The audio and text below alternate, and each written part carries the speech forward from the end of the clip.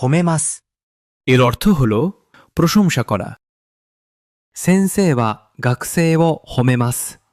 শিক্ষক ছাত্রকে প্রশংসা করেন। 叱ります。 এর অর্থ হল বকা দেওয়া বা তিরস্কার করা। 先生は学生を叱ります。 শিক্ষক ছাত্রকে বকা দেন। 誘います。 এর অর্থ হল আমন্ত্রণ করা বা কাউকে ডাকা। এটি ব্যবহার করা হয় যখন তুমি কাউকে একসাথে কিছু করতে ডাকো, যেমন খেতে যাওয়া, সিনেমা দেখা, ঘুরতে যাওয়া। এখানে ফিলিংটা হয় চলো একসাথে কিছু করি। 友達を映画に誘います。 আমি বন্ধুকে সিনেমায় আমন্ত্রণ জানাই। 招待します。 এর অর্থ হল আমন্ত্রণ করা। এটি ব্যবহার করা হয় কোনো স্পেশাল ইভেন্ট বা অনুষ্ঠান, যেমন পার্টি, বিয়ে, কাউকে আনুষ্ঠানিকভাবে আমন্ত্রণ জানাতে। 友達をパーティーに招待します。 আমি বন্ধুকে পার্টিতে আমন্ত্রণ জানাই। 頼みます。 এর অর্থ হল অনুরোধ করা বা কিছু করতে বলা। এটি ব্যবহার করা হয় যখন তুমি কাউকে কোনো কাজ করার জন্য বলো বা সাহায্য চাও। 友達に手伝いを頼みます。 আমি বন্ধুকে সাহায্যের জন্য অনুরোধ করি। 注意します。 এর অর্থ হল সতর্ক করা বা উপদেশ দেওয়া। এটি ব্যবহার করা হয় যখন তুমি কাউকে কোনো বিপদ, ভুল বা ঝুঁকি সম্পর্কে সতর্ক করো। 先生は学生に注意します。 শিক্ষক ছাত্রকে সতর্ক করেন। 取ります。 এটি একটি খুবই কমন ভার্ব যার মূল অর্থ নেওয়া। এটি কনটেক্সট অনুযায়ী বিভিন্ন অর্থে ব্যবহার হতে পারে, তাই এর ইউসেজ খুব ফ্লেক্সিবল। প্রথমত, সবচেয়ে সাধারণ অর্থ হল কিছু হাতে নেওয়া বা নিজের কাছে নেওয়া। দ্বিতীয়ত, এটি গেট বা অবটেন অর্থেও ব্যবহার হয়, যেমন কোনো কিছু অর্জন করা। তৃতীয়ত, কিছু ক্ষেত্রে এটি নেওয়া বা চুরি করা অর্থেও ব্যবহার হতে পারে। 泥棒がお金を取りました。 চোর টাকা চুরি করেছে। 踏みます。 এর অর্থ হল পদদলিত করা, পা দিয়ে চাপা দেওয়া। 花を踏みませんでください。 ফুলের উপর পা দেবেন না। 壊します。 এর অর্থ হল ভেঙে ফেলা বা নষ্ট করা। 子供がおもちゃを壊しました。 বাচ্চা খেলনাটি ভেঙে ফেলেছে। 汚します。 এর অর্থ হল নোংরা করা বা ময়লা করা। 服を汚しました。 আমি কাপড় নোংরা করেছি। 行います。 এর অর্থ হল আয়োজন করা, কার্যকর করা বা সম্পাদন করা। এই ভার্বটি শুরুয়ের একটি মোর ফর্মাল এবং পোলাইট ভার্সন হিসেবে কাজ করে, তাই দৈনন্দিন ক্যাজুয়াল কথার বদলে রিপোর্ট, নিউজ, মিটিং, ইভেন্ট ইত্যাদিতে এটি বেশি শোনা যায়। 学校で試験を行います。 স্কুলে পরীক্ষা অনুষ্ঠিত হয়। 輸出します。 এর অর্থ হল রপ্তানি করা। 日本は車を輸出します。 জাপান গাড়ি রপ্তানি করে। 輸入します。 এর অর্থ হল আমদানি করা। 日本は石油を輸入します。 জাপান তেল আমদানি করে। 翻訳します。 এর অর্থ হল অনুবাদ করা। 英語を日本語に翻訳します。 আমি ইংরেজি থেকে জাপানিতে অনুবাদ করি। 発明します。 এর অর্থ হল আবিষ্কার করা। এটি ব্যবহার করা হয় যখন কেউ নতুন কিছু তৈরি করে যা আগে কখনো ছিল না। 彼は新しい機械を発明しました。 সে একটি নতুন যন্ত্র আবিষ্কার করেছে। 発見します。 এর অর্থ হল আবিষ্কার করা বা খুঁজে পাওয়া। এটি ব্যবহার করা হয় যখন কোনো কিছু আগে থেকেই ছিল কিন্তু পরে খুঁজে পাওয়া যায় বা প্রথমবারের মতো জানা যায়। 発明しますএবং 発見します দুটোই বাংলায় আবিষ্কার করা বলা হয়, কিন্তু জাপানিতে মিনিং একদম আলাদা। হাতসুমেইশিমাস অর্থ টু ইনভেন্ট বা নতুন কিছু তৈরি করা। এটি ব্যবহার করা হয় যখন তুমি এমন কিছু তৈরি করো যা আগে কখনো ছিল না। হাক্কেনশিমাস অর্থ টু ডিসকভার বা আগে থেকেই থাকা কিছু খুঁজে পাওয়া। এটি ব্যবহার করা হয় যখন কোনো কিছু আগে থেকেই ছিল কিন্তু পরে খুঁজে পাওয়া যায়। 新しい星を発見しました আমি একটি নতুন তারা আবিষ্কার করেছি। 米、 এর অর্থ হল চাল। 米を買いました আমি চাল কিনেছি। 麦、 এর অর্থ হল গম বা বার্লি। 麦を作ります আমি গম উৎপাদন করি। 石油、 এর অর্থ হল তেল। 日本は石油を輸入します জাপান তেল আমদানি করে। 原料、 এর অর্থ হল কাঁচামাল বা র ম্যাটেরিয়াল। এটি ব্যবহার করা হয় এমন উপাদান বোঝাতে যেগুলো থেকে কোনো পণ্য তৈরি করা হয়। 工場で原料を加工します কারখানায় কাঁচামাল প্রক্রিয়াজাত করা হয়। インスタントラーメン、 এর অর্থ হল ইনস্ট্যান্ট রামেন।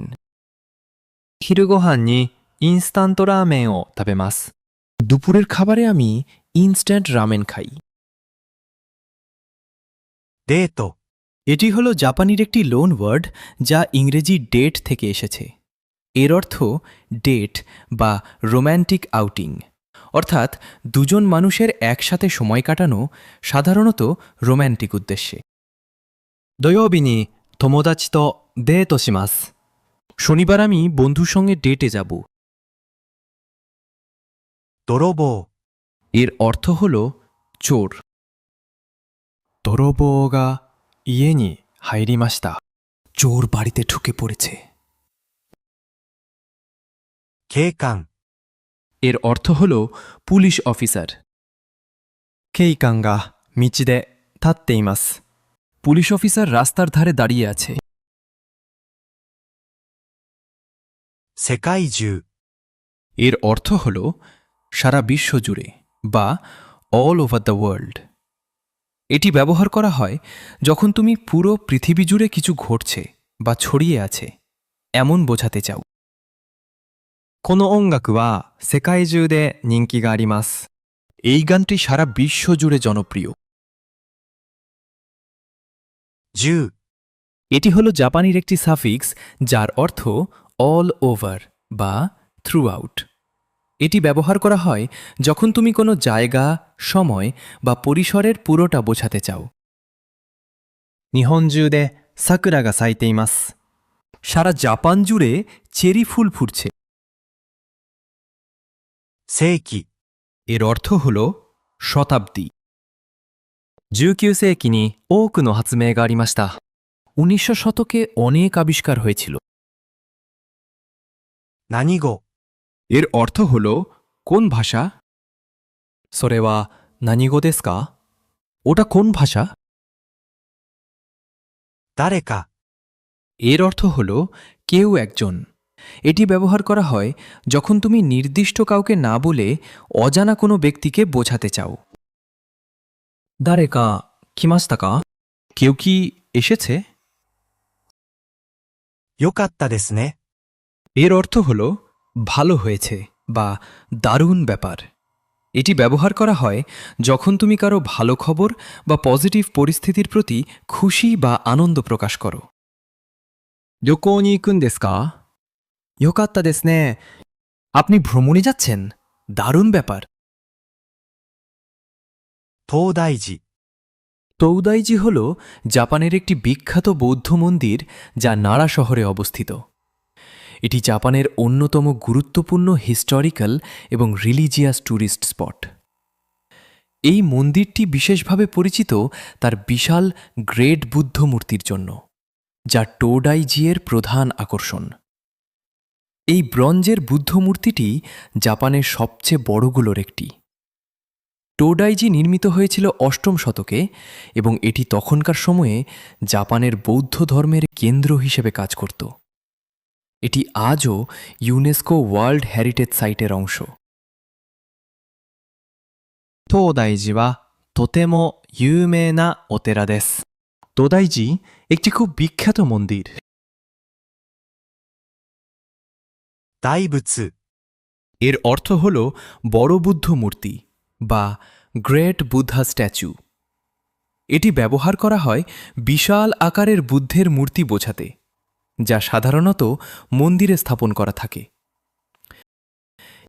高岡の大仏は日本三大仏の一つです。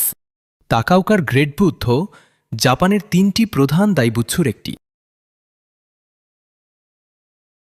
江戸時代 এদো জিদাই হল জাপানের ইতিহাসের একটি গুরুত্বপূর্ণ সময়কাল। এই সময়কালটি প্রায় ১৬০৩ সাল থেকে ১৮৬৮ সাল পর্যন্ত স্থায়ী ছিল। এই যুগের নাম এসেছে এদো শহর থেকে, যা বর্তমানে টোকিও নামে পরিচিত। এই সময় জাপান শাসন করতেন তোকুগাওয়া ইয়েয়াসু এবং তার তোকুগাওয়া শোগুন পরিবার। এদো পিরিয়ডের একটি বড় বৈশিষ্ট্য ছিল শান্তি ও স্থিতিশীলতা। প্রায় ২৫০ বছর ধরে দেশে বড় কোনো যুদ্ধ হয়নি। এই সময় জাপান বাইরের বিশ্বের সাথে খুব কম যোগাযোগ রাখত, যাকে সাকোকু বা আইসোলেশন পিরিয়ড বলা হয়। এই যুগে সংস্কৃতি, শিল্প এবং শহুরে জীবন অনেক উন্নত হয়। কাবুকি থিয়েটার, উকিও-এ আর্ট এবং ট্র্যাডিশনাল কালচার এই সময়েই জনপ্রিয় হয়ে ওঠে। 江戸時代に多くの文化が発展しました。 এদো যুগে অনেক সংস্কৃতি বিকাশ লাভ করেছিল। 皆様 এটি একটি খুবই পোলাইট ও রেসপেক্টফুল এক্সপ্রেশন, যার অর্থ আপনারা সবাই। 皆様、こちらへお越しください。 আপনারা সবাই দয়া করে এখানে আসুন। 焼けます এর অর্থ হল পুড়ে যাওয়া। 家が焼けました。 বাড়িটি পুড়ে গেছে। その後 এর অর্থ হল তারপর বা পরে। 昼ご飯を食べて、そのご勉強をしました。 দুপুরের খাবার খেয়ে তারপর পড়াশোনা করেছি। 世界遺産 এর অর্থ হল বিশ্ব ঐতিহ্য বা ওয়ার্ল্ড হেরিটেজ সাইট। 京都の金閣寺も世界遺産に登録されています。 কিয়োটোর কিঙ্কাকুজি মন্দিরও বিশ্ব ঐতিহ্য হিসেবে নিবন্ধিত। の一つ এটি হল জাপানির একটি এক্সপ্রেশন যার অর্থ হল ওয়ান অফ মেন। এটি ব্যবহার করা হয় যখন তুমি কোনো গ্রুপ বা ক্যাটাগরির মধ্যে থেকে একটি জিনিসকে উল্লেখ করো। 富士山は日本の観光名所の一つです。 ফুজি পর্বত জাপানের একটি পর্যটক আকর্ষণের মধ্যে একটি। 金色 এর অর্থ হল সোনালি রং। この墓は金色です。 এই বাক্সটি সোনালি রঙের। 本物 এর অর্থ হল আসল। これは本物のダイヤモンドです。 এটি আসল হীরা। キロ কিলো হল একটি সাফিক্স যা কনটেক্সট অনুযায়ী কিলোগ্রাম এবং কিলোমিটার দুই অর্থেই ব্যবহার হতে পারে। 学校まで2キロあります。 বিদ্যালয় পর্যন্ত 2 কিলোমিটার। 美しい উৎকুশী হল একটি অ্যাডজেক্টিভ যার অর্থ সুন্দর বা বিউটিফুল। এটি সাধারণত ন্যাচারাল বিউটি বা আর্টিস্টিক বিউটি বোঝাতে ব্যবহৃত হয় এবং মানুষ, স্থান, জিনিস বা দৃশ্য সব কিছুর জন্য ব্যবহারযোগ্য। 桜の花は本当に美しいです。 চেরি ফুলগুলো সত্যিই সুন্দর। 豪華 এর অর্থ হল গর্জিয়াস বা লাক্সুরিয়াস। এটি সাধারণত বিলাসবহুল অ্যাপিয়ারেন্স বা এক্সট্রাভেগেন্ট ডেকোরেশন বোঝাতে ব্যবহৃত হয়। ホテルの部屋はとても豪華です。 হোটেলের ঘরটি খুব গর্জিয়াস। 彫刻、 এর অর্থ হল খোদাই বা ভাস্কর্য। 美術館で有名な彫刻を見ました。 আর্ট গ্যালারিতে একটি বিখ্যাত ভাস্কর্য দেখলাম। 言い伝え、 এর অর্থ হল প্রচলিত গল্প, কিংবদন্তি বা অরাল ট্র্যাডিশন, অর্থাৎ এমন গল্প বা বিশ্বাস যা প্রজন্ম থেকে প্রজন্মের কাছে বলা বা শোনানো হয়ে এসেছে। この神社には古い言い伝えがあります。 এই মন্দিরে একটি প্রাচীন প্রচলিত গল্প আছে। 眠ります。 এর অর্থ হল ঘুমানো। 赤ちゃんはもう眠っています。 শিশুটি ইতিমধ্যেই ঘুমাচ্ছে। 掘ります。 এর অর্থ হল খোদাই করা। 木に名前を彫りました。 গাছে নাম খোদাই করলাম। 仲間、 এর অর্থ হল সহচর, বন্ধু বা দল। এটি ব্যবহার করা হয় সাধারণত একই লক্ষ্য, কাজ বা দলের সদস্যদের বোঝাতে। শুধু ব্যক্তিগত বন্ধুত্ব নয়, টিমওয়ার্কের সদস্য অর্থও প্রকাশ করো। 彼は僕の仲間です。 সে আমার বন্ধু। しかし、 এর অর্থ হল তবে বা কিন্তু। এটি ফর্মাল রাইটিং এবং স্পিচে ব্যবহার হয়। 勉強しました。しかしテストは難しかったです。 পড়াশোনা করেছি, কিন্তু টেস্টটি কঠিন ছিল। その後、 এর অর্থ হল তারপর বা পরে। 映画を見ました。その後食事に行きました。 সিনেমা দেখলাম, তারপর খেতে গেলাম। 一生懸命、 এটি একটি খুবই শক্তিশালী এবং এক্সপ্রেসিভ শব্দ, যার অর্থ প্রাণপণ চেষ্টা করা বা খুব পরিশ্রম করা। এই শব্দটি মূলত এমন একটি মানসিকতা বোঝায় যেখানে কেউ নিজের সর্বোচ্চ চেষ্টা করছে, পুরো মন, শক্তি এবং ডেডিকেশন দিয়ে। 試験のために一生懸命勉強しています。 পরীক্ষার জন্য আমি প্রাণপণ পড়াশোনা করছি। ネズミ、 এর অর্থ হল ইঁদুর। 台所にネズミがいます。 রান্নাঘরে একটি ইঁদুর আছে। 一匹もいません。 এর অর্থ হল একটাও নেই। হিকি হল জাপানের একটি কাউন্টার ওয়ার্ড যা ছোট প্রাণী গোনার জন্য ব্যবহার করা হয়। এটি বিশেষ করে ক্যাটস, ডগস, ফিশ, ইনসেক্টস এই ধরনের ছোট বা মাঝারি প্রাণীর জন্য ব্যবহৃত হয়। 部屋に猫は一匹もいません。 ঘরে একটি বিড়ালও নেই। 東照宮、 টোশোগু হল জাপানের একটি বিখ্যাত শিন্তো শ্রাইন, যা মূলত তোকুগাওয়া ইয়েয়াসুকে সম্মান জানাতে নির্মিত। সবচেয়ে বিখ্যাত তোশোগু হল নিপ্পো তোশোগু, যা নিপ্পো শহরে অবস্থিত। এটি জাপানের অন্যতম সুন্দর ও অলংকৃত শ্রাইন হিসেবে পরিচিত। এই শ্রাইনটি 1700 শতকে নির্মিত হয় এবং এর স্থাপত্য খুবই এলিব্যারেট, সোনালি ডেকোরেশন, জটিল কাঠের খোদাই এবং রঙিন নকশার জন্য এটি বিশেষভাবে বিখ্যাত। 東照宮はとても豪華な神社です。 তোশোগু একটি খুব জাঁকজমকপূর্ণ মন্দির। 左陣五郎、 হিদারি জিঙ্গোরো হল জাপানের এক বিখ্যাত কারিগর ও ভাস্কর, যিনি বিশেষ করে কাঠের খোদাই বা উড কার্ভিংয়ের জন্য পরিচিত। তিনি ঐতিহাসিকভাবে নিক্কো তোশোগু শ্রাইনের সাথে যুক্ত, যেখানে অনেক সুন্দর ও সূক্ষ্ম কাঠের খোদাই কাজ দেখা যায়। বলা হয় এই শ্রাইনের বিখ্যাত স্লিপিং ক্যাট বা নেমুরি নেকো কার্ভিং তারই তৈরি। হিদারি নামটি নিয়ে একটি মজার গল্প আছে। ধারণা করা হয় তিনি নাকি বাঁ হাতি ছিলেন। তাই তার নামের সাথে হিদারি যুক্ত হয়েছে। তবে এটি ইতিহাস না গুজব, এ নিয়ে কিছু ডিবেট আছে।左甚五郎は有名な彫刻師です。 হিদারি জিঙ্গোরো একজন বিখ্যাত ভাস্কর।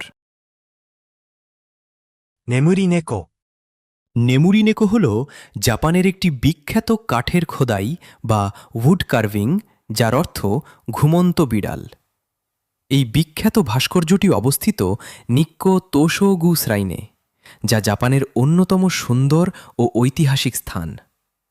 এটি ঐতিহ্যগতভাবে হিদারি জিঙ্গোরোয়ের কাজ বলে মনে করা হয়। এই ছোট্ট কিন্তু সূক্ষ্ম কার্ভিংয়ে একটি বিড়ালকে শান্তভাবে ঘুমাতে দেখা যায়। এর ডিজাইন খুবই সিম্পল হলেও এর মধ্যে গভীর মিনিং লুকানো আছে। এটি শান্তি ও নিরাপত্তার প্রতীক। বলা হয় বিড়ালটি ঘুমাচ্ছে মানে চারপাশে কোনো বিপদ নেই। এটি শ্রাইনের পবিত্র পরিবেশের শান্ত অবস্থা বোঝায়। 眠り猫はとても有名な彫刻です。 নেমুরি নেকো একটি খুব বিখ্যাত ভাস্কর্য।